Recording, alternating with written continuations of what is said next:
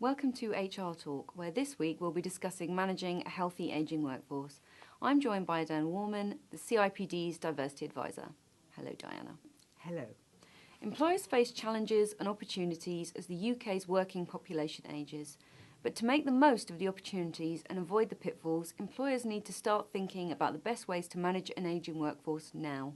So, Dianah, why is it important for employers to start looking at managing a healthy ageing workforce now, and what are the benefits of doing this?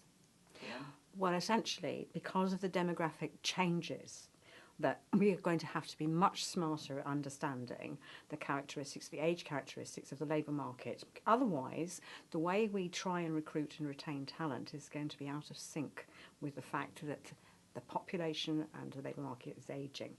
So looking at the traditional ways in which we have tended to exclude older people is not going to make sense. The benefits for employers of doing this are that they will be able to make sure they are not missing out on the diverse pool of talent, a very large underused pool of talent in terms of older people.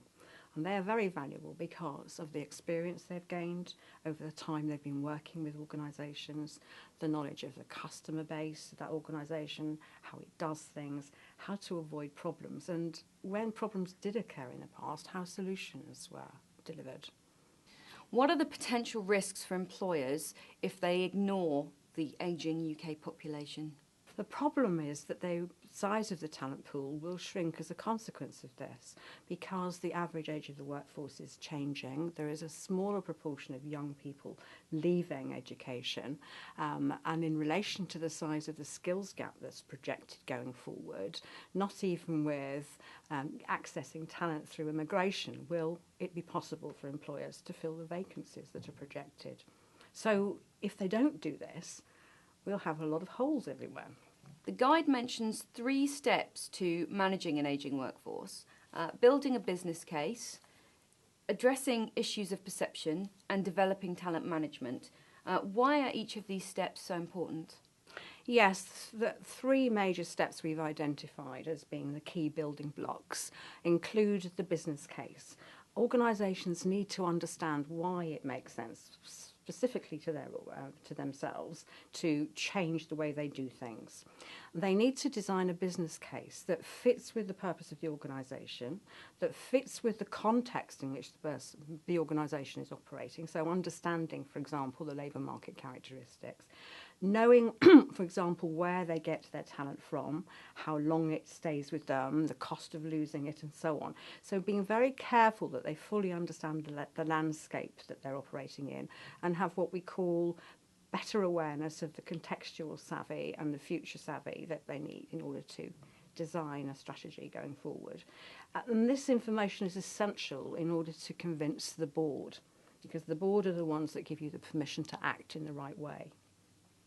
So should HR take the lead on this, particularly as they've got experience of working with issues around age, for example, the abolition of the default retirement age, or should they partner with other departments?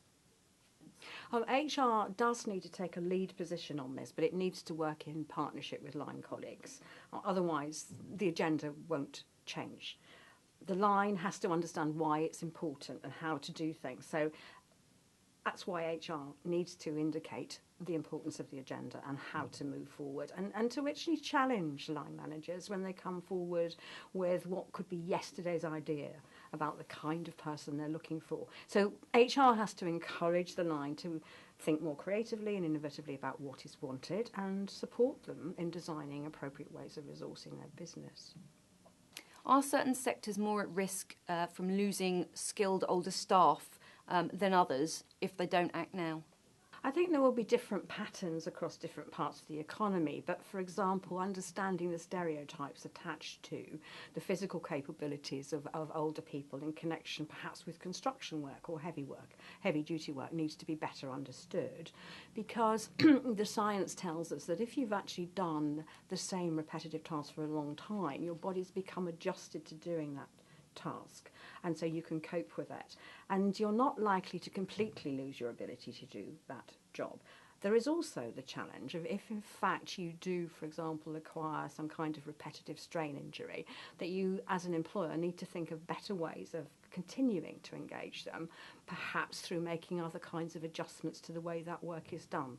So it's being very careful that you really do understand what the challenges are and you think creatively about the responses you can make. Otherwise, you're going to be making assumptions that somebody can't do something they're perfectly capable of doing. And finally, how can HR professionals access the CIPD guide? They can access the new guidance easily on the website, and they can download it free. And they'll find there are lots of signposts to it from other source material we've put on our own website. And indeed, we're hoping to make sure there are some signposts to it from other organisations as well, because it just makes sense that we widen the reach that this document has. Thanks very much, Dianah. Thank you. So that's it for this week's HR Talk. See you again next time.